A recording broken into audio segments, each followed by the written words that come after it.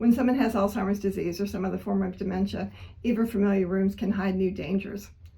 So home safety can become as important as medical care. So I wanted to introduce you to the home safety checklist in my book. It's very important for you to review your home to check for safety measures. And I wanted to introduce you to two things. First, always have a recent picture of your loved one handy, like on your telephone. Just in case they wander off, you'll have it readily available. And the next thing is a scent kit.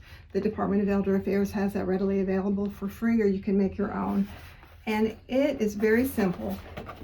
It has inside of it a jar, which you can also use a Ziploc baggie. And all you're doing is taking somebody's sock, take their sock off of them that they've worn all day, stick the sock in here, close it up, and you've captured their scent.